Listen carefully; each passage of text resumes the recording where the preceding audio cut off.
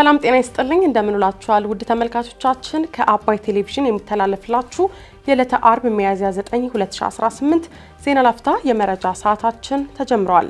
ትምህርት ሚኒስቴር የዘንድሮውን የ12ኛ ክፍል ፈተና ሙሉ በሙሉ በበይነ መረብ ሰጣለው ማለቱ በሕዝብ ተወካዮች ምክር ቤት ጥያቄ ማስነሳቱን የ8 ሰዎች ሕይወት ባለፈበት የራያ ቆቦ የጎርፍ አደጋ ከ30 በላይ ሰዎች የደረሱበት አለመታወቁ መገለጹን ቲያንስ ኢትዮጵያ ቢዝነስ ኃላፊነቱ የተወሰነ የግል ማህበር ፒራሚድ የተሰኘ የሽያጭ ስልትን በመጠቀም ከ40 ሚሊዮን ብር በላይ በማጭበርበሩ በፍርድ ቤት ጥፋተኛ መባሉን ጨምሮ ሌሎች መረጃዎችን ይዘንላችሁ ቀርበናል።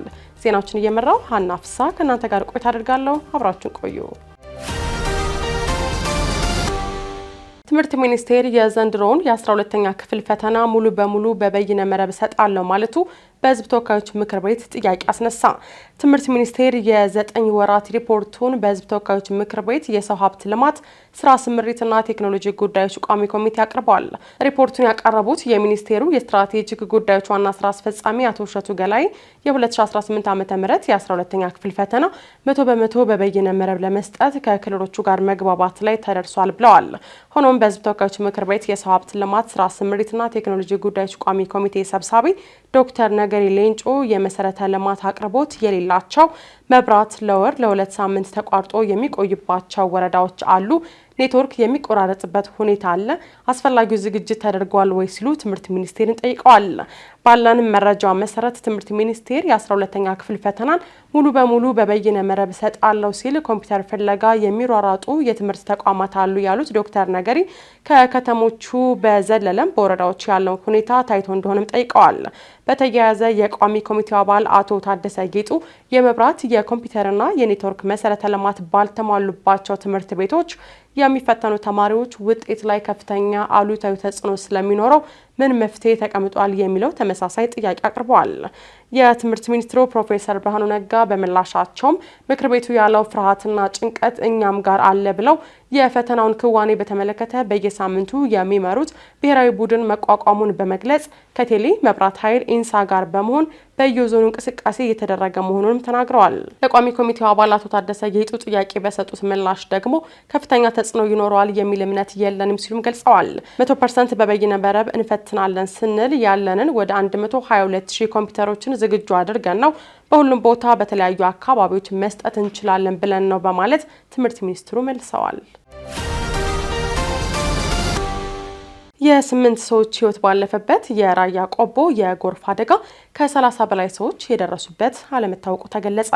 በሰሜን ወሎ ዞን ራያ ቆቦ ወረዳ በሚገኝ የጸበል ስፍራ ሚያዝያ 2 ቀን 2018 በደረሰ ድንገተኛ የጎርፍ አደጋ የ8 ሰዎች ሕይወት ማለፉ ሲረጋገጥ ከ30 በላይ የሚሆኑ ደግሞ እስካሁን የደረሱበት አለመታወቁ ተገልጿል።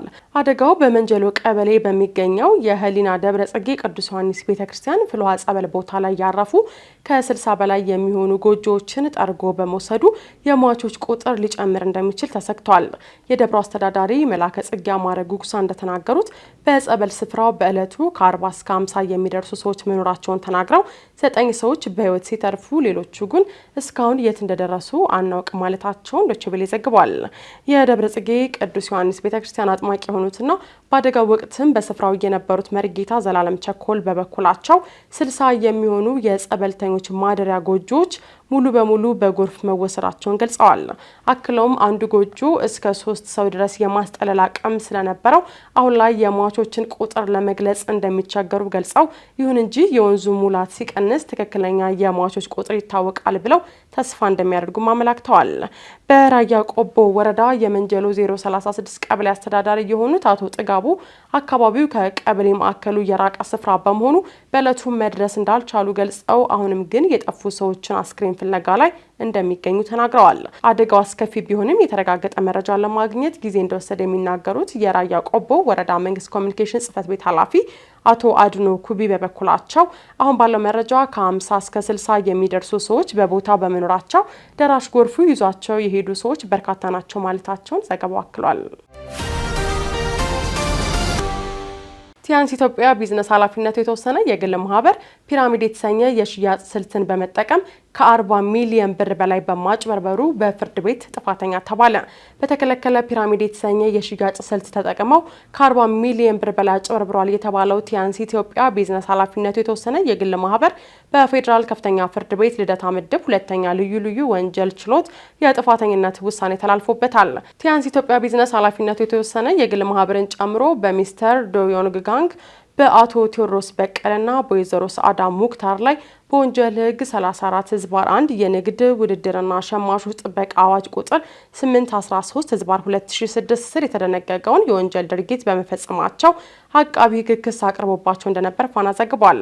በዚህም ቲያንስ ኢትዮጵያ ቢዝነስ ኃላፊነቱ የተወሰነ የግል ማህበር በአስመጭነት የንግድ ስራን ለመስራት የግብር ከፋይ መለያ ተመዝግቦ የአልሚ ምግብ አስመጭነት የንግድ ስራ ፈቃድ በማውጣት ከውጭ ሀገር የሚያስመጣቸውን መድኃኒቶች ለመሸጥ የኮሚሽን ሽያጭ ወኪል በሚል ውል በመስጠት በወኪሎቹ ስር አባላት እንዴት እንደሚመለመሉ ስልጠና በመስጠትና ግብይት የሚከናወንባቸውን ቅጾች በማዘጋጀቱ ተገቢ ያልሆነ የአባልነት ክፍያ እንዲፈጸም ማድረጉ ተገልጿል።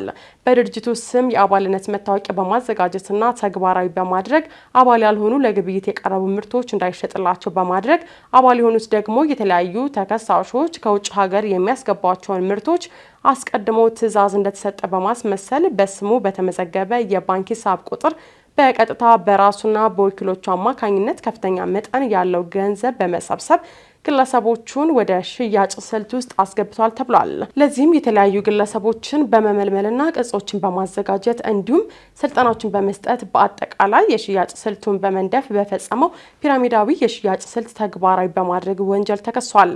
በ16 ተደራራቢ ክስ በተከሰሱ ተከሳሾች ጥፋተኛ ሆነው መገኘታቸውን በመግለጽ የጥፋተኝነት ውሳኔን በማሳለፍ ለቅጣት ውሳኔ ለሚያዝያ 14 ቀን 2018 ዓ.ም ተለዋጭ ቀጠሮ መሰጠቱን አቃቢ ገልጿል።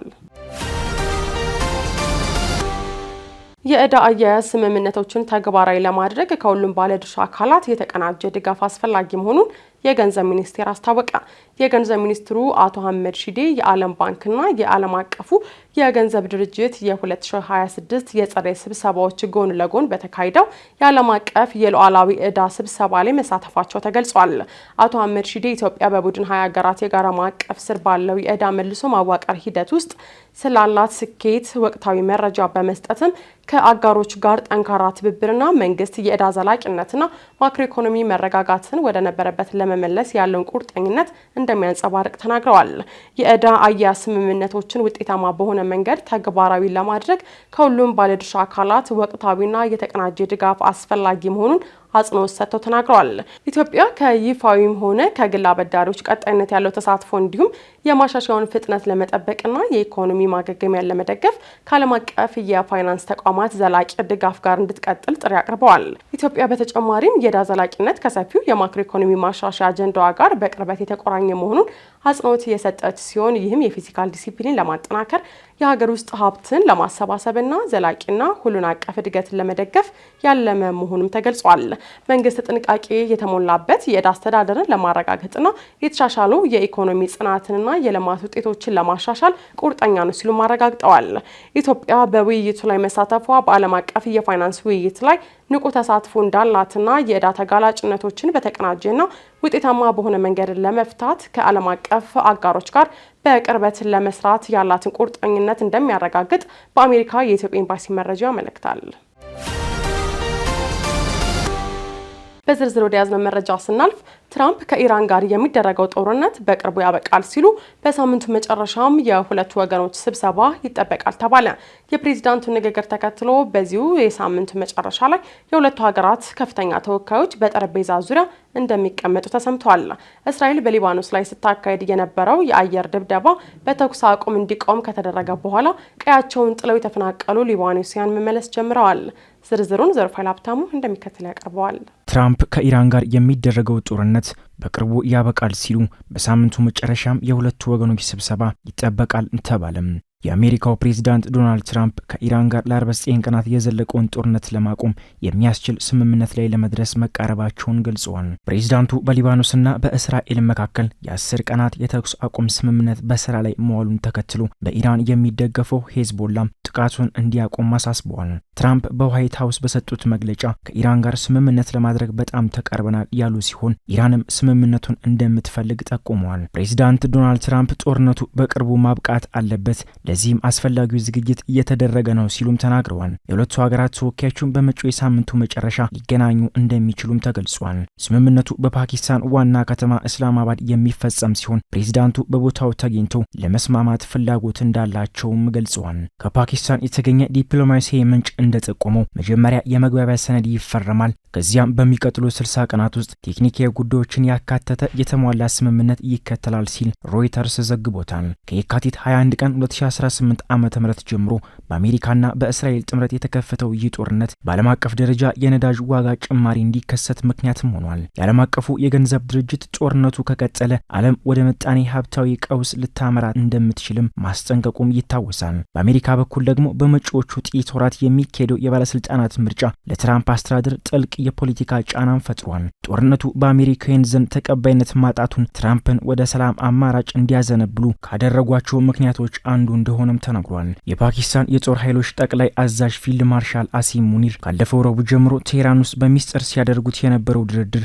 ውጤት እያሳየ መሆኑም ተገልጿል። አስታራቂው ወገን እንደሚለው በሁለቱ ሀገራት መካከል በነበሩ አወዛጋቢ ጉዳዮች ላይ ትልቅ መሻሻል ታይቷል። ይህ ስብሰባ ስኬታማ ከሆነ ለወራት የቀጠለውን ውጥረትና የዓለም የኢኮኖሚ ስጋት እፎይታ ሊያገኝ እንደሚችልም ይጠበቃል። ኢራን የሆርሙዝ ሰርጥ ከራሷ መርከቦች ውጪ ለሌሎች ዝግ ያደረገች ሲሆን ዋሽንግተን ደግሞ በዚህ ሳምንት ወደ ኢራን ወደቦች በሚገቡና በሚወጡ መርከቦች ላይ የእገዳ እርምጃ መውሰዷም ይታወሳል። ይህ እገዳ በቀን ወደ 2 ሚሊዮን በርሜል የሚጠጋ የኢራን ድፍድፍ ዘይት ወደ ዋና ደንበኛዋ ቻይና እንዳይደርስም አድርጓል። ጦርነቱ ከመጀመሩ በፊት በቀን በአማካይ 130 በላይ መርከቦች በባህር መተላለፊያው በኩል ያለፉ የነበረ ቢሆንም አሁን ግን ጥቂት የማይባሉ መርከቦች ብቻ ናቸው እያለፉ ያሉት። በሊባኖስ የተደረሰው የተኩስ አቁም ስምምነት ትላንት ሐሙስ ዕለት ተግባራዊም ሆኗል። ትራምፕ ከእስራኤሉ ጠቅላይ ሚኒስትር ቤንያሚን ኔታንያሁና ከሊባኖስ አቻቸው ጆሴፍ አውን ጋር መነጋገራቸውን ገልጸው በሚቀጥሉት 1 ወይም 2 ሳምንታት ውስጥ ትርጉም ያለው ውይይት ለማድረግ ወደ ዋይት ሀውስ ሊጋብዟቸው እንደሚችሉም ተናግረዋል። ኢራን ማንኛውም የሰላም ስምምነት በሊባኖስ ያለውን ውጊያ ማካተት እንዳለበት አጥብቃ ስትናገርም ቆይታለች። የኢራን መገናኛ ብዙኃን የውጭ ጉዳይ ሚኒስትር ቃል አቀባይን ጠቅሶ እንደዘገበው የተኩስ አቁም ስምምነቱ ከዩናይትድ ስቴትስ ጋር የተደረሰና በፓኪስታን አደራዳሪነት የመጣ ነውም ብለዋል። ይህ በእንዲህ እያለ በሊባኖስ ላለፉት 6 ሳምንታት እስራኤል ስታካሄድ የነበረው የአየር ድብደባ በተኩስ አቁም እንዲቆም ከተደረገ በኋላ ቀያቸውን ጥለው የተፈናቀሉ ሊባኖሳውያን መመለስም ጀምረዋል። አንዳንድ ነዋሪዎች እቃቸውን በመኪና ጭነው ወደ ደቡባዊ ሊባኖስ ሲያመሩም ታይተዋል። የእስራኤልና የሊባኖስ መሪዎች የተኩስ አቁም ስምምነት ላይ መድረሳቸውንም አወድሰውታል። ኔታንያሁ የሰላም ስምምነት ላይ ለመድረስ ታሪካዊ ዕድል መኖሩንም ተናግረዋል። የተኩስ አቁሙ ለ10 ቀን የሚቆይ ሲሆን የሚደረጉ ድርድሮች ለውጥ ካሳዩ በጋራ ስምምነት ሊራዘም እንደሚችልም ተገልጿል። የዕለተ አርብ የዜና ላፍታ የመረጃ ሰዓታችን የተከታተላችሁ ሲመስል ነበር። አብራችሁን ስለቆያችሁ ከልብ እያመሰገን በያላችሁበት መልካም ቀን